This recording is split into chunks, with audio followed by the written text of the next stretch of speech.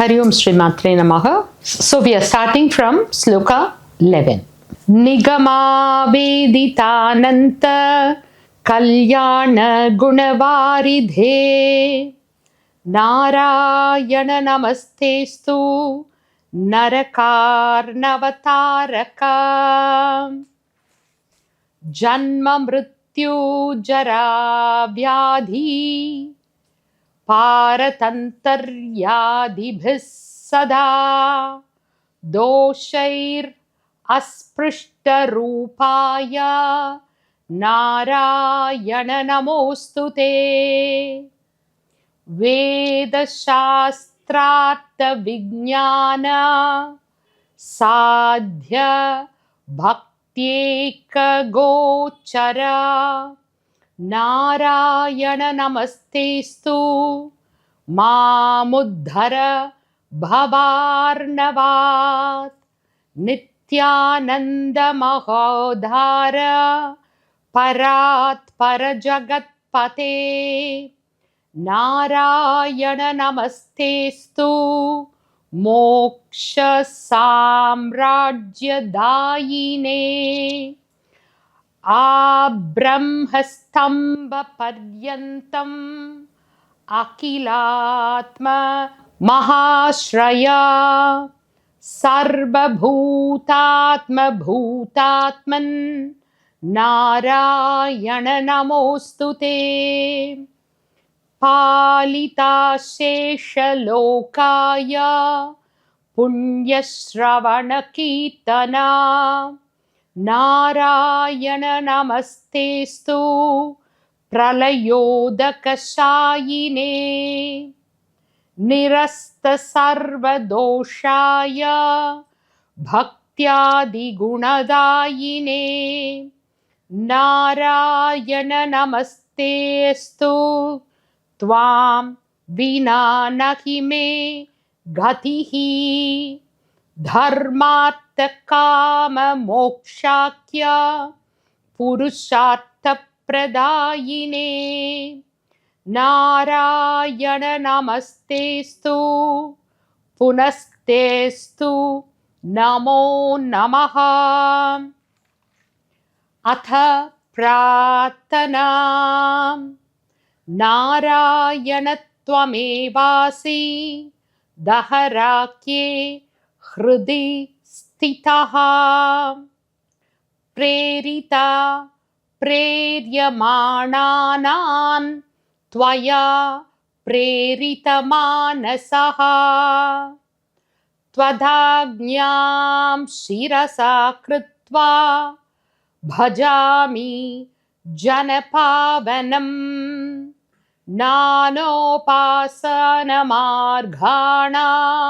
भवकृत् भावबोधकः भावार्थकृद् भवातीतो भव सौख्यप्रदो मम त्वन्माया मोहितं विश्वं त्वयैव परिकल्पितं त्वदधिष्ठानमात्रेण सा वै सर्वार्थकारिणी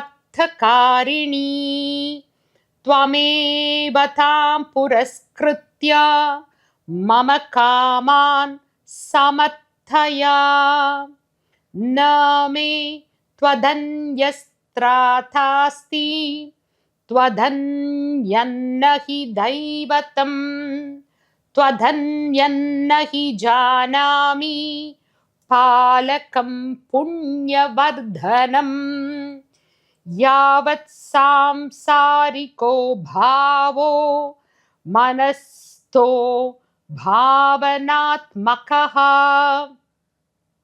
तावत् सिद्धिर्भवेत् साध्या सर्वदा सर्वदा विभो पापिनाम् अहमेकाग्रो दयालूनां त्वमग्रणीः दयनीयो मदन्योऽस्ति तव कोत्र जगत्त्रये त्वयाहं नैव सृष्टश्चेत् न स्यात् तव दयालुता आमयो वा न सृष्टश्चेत् औषधस्य वृथोदयः पापसङ्गपरिश्रान्तः पापात्मा पापरूपधृक् त्वधन्यः कोऽत्र पापेभ्यः त्रातास्ति जगतीतले त्वमेव माता च पिता त्वमेव त्वमेव बन्धुश्च सखा त्वमेव त्वमेव विद्या द्रविणं त्वमेव त्वमेव सर्वं मम देवदेवा प्रार्थनादशकञ्चैव मूलाष्टकमतः परं यः पठेत् शृणुयात् नित्यं तस्य लक्ष्मी स्थिरा भवेत् नारायणस्य हृदयं सर्वाभीष्टफलप्रदं लक्ष्मी हृदयकं स्तोत्रं यदि चैतद्विना कृतं तत्सर्वं निष्फलं प्रोक्तं लक्ष्मी कृध्यति सर्वदा ये तत्सङ्कलितं स्तोत्रं सर्वाभीष्टफलप्रदं जपेत् सङ्कलितं कृत्वा सर्वाभीष्टम् अवाप्नुयात् नारायणस्य हृदयम् आदौ जप्त्वा ततः परं लक्ष्मी हृदयकं स्तोत्रं जपे नारायणं पुनः पुनर्नारायणं जप्त्वा पुनर्लक्ष्मीनुतिं जपेत् तद्वद्धोमाधिकं कुर्यात् ये तत्सङ्कलितं शुभम् एवं मध्ये द्विवारेण जपेत् सङ्कलितं शुभम् लक्ष्मी हृदयके स्तोत्रे सर्वमन्यत् प्रकाशितं सर्वान् कामान् अवाप्नोति आधि व्याधि भयं हरेत् गोप्यमेतत् सदा कुर्यात् न सर्वत्र प्रकाशयेत् इति गुह्यतमं शास्त्रं प्रोक्तं ब्रह्मादिभिः पुरा लक्ष्मी हृदय प्रोक्तेन विधिना साधयेत् सुधीः तस्मात् सर्वप्रयत्नेन साधयेत् गोपयेत् सुधीः यत्रैतत्पुस्तकं तिष्ठेत् लक्ष्मी नारायणात्मकं